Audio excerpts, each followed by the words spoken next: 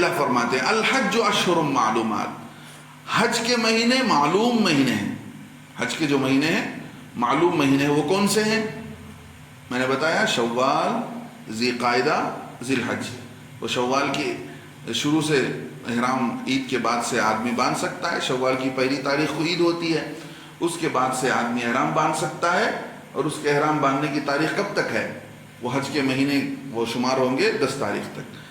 فمن فرض فیہن الحج، جس آدمی نے فرض کر لیا ان دنوں میں حج کو، یا جس پر فرض ہو گیا ان دنوں میں حج۔ حج کیسے فرض ہوتا ہے؟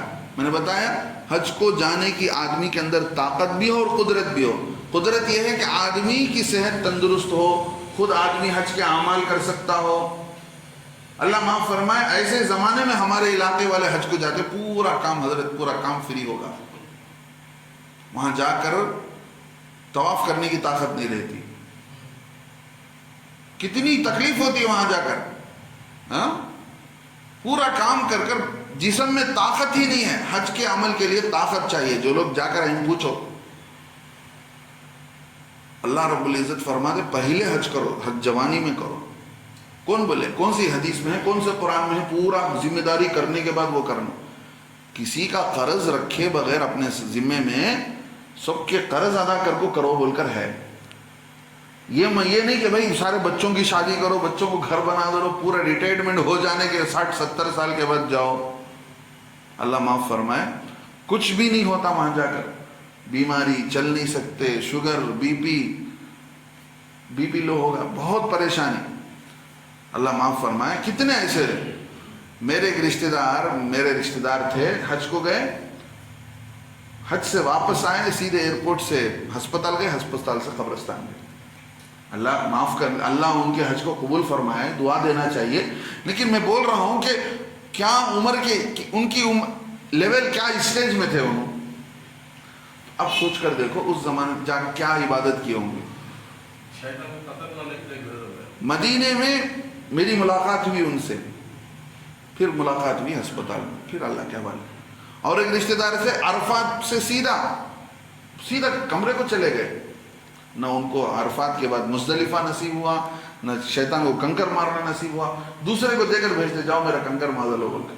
اتنی، اسی لیے حج جو ہے آدمی جلدی کرنا چاہیے۔ اللہ فرماتے فمن فرض فیہن الحج، جس پر فرض ہو گیا حج، فلا رفث، مطلب یہ ہے کہ وہ احرام باندھ لیا تو اب حج فرض ہو گیا، حج کی نیت کر لیا، لبیک پڑھ لیا، اب چل بسا، آدمی طاقت ہے، مان لے کر چلا۔ اللہ فرماتے ہیں فلا رفث، تو بے حیائی کی کوئی کام نہ کرے۔ بے حیائی کا مطلب یہ ہے کہ بیوی سے آدمی بے حیائی کا کوئی کام نہ کرے، ولا فسوق، کوئی گناہ نہ کرے احرام کی حالت میں، سمجھ رہے ہیں؟ تو یہاں کیا معلوم ہو گیا؟ بیوی سے بے حیائی کا کوئی کام نہ کرے، مطلب بیوی سے ملاقات کرنا تو دور کی بات، بالکل شروع ایسی چیز جس سے آدمی بیوی کی ملاقات تک پہنچ سکتا ہو وہ کام بھی نہ کرے، بوس و کنار بھی نہ کرے۔ آگے فرماتے ولا جدال فی الحج، حج کے موقع پر جھگڑا نہیں کرنا چاہیے۔ حج کے موقع پر شیطان کیا کرتا ہے؟ شیطان حاجیوں کو لڑاتا ہے، بہت زبردست لڑائی ہوتی ہے۔ اللہ فرماتے ہیں وما تفعلوا من خیر یعلمہ اللہ، جو کچھ تم کر رہے ہو نیکیوں میں سے اللہ تعالیٰ اس کو جانتے ہیں کہ تم وہاں جا کر کیا کر رہے ہو، وہاں جا کر کیا کر رہے ہو۔ اللہ رب العزت تمہارے ہر عمل کو جانتے ہیں۔ وما تفعلوا من خیر یعلمہ اللہ۔ اب وتزودوا، اللہ فرماتے ہیں خالی ہاتھ بھی مت جاؤ۔ پچھلے زمانے میں لوگ کیا کرتے تھے؟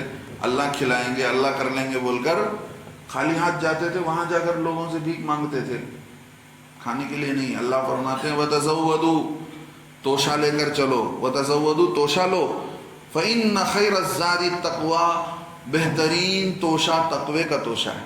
یہ کن لوگوں کے لیے؟ جو لوگ بغیر کھانا لیے جاتے ہیں، بغیر پیسے لے کر جاتے ہیں، جا کر وہاں اللہ کے بھروسے پہ جا کر بھیک مانگتے رہتے، ان کو کہا جا رہا ہے کیا لے کر جاؤ؟ پیسے لے کر جاؤ، سامان لے کر جاؤ، کھانے پینے کی چیزیں لے کر جاؤ۔ فإن خیر الزاد التقوی، جو لوگ سامان کھانے پینے کا لے جا رہے ہیں ان سے کہہ رہے ہیں کہ بہترین توشہ تقوی کا توشہ ہے۔ تم اللہ کے گھر کو پہنچے ہو، حج کر رہے ہو، تو تمہارا حج کے ذریعے سے تمہارے اندر کیا آنا چاہیے؟ تقوی آنا چاہیے.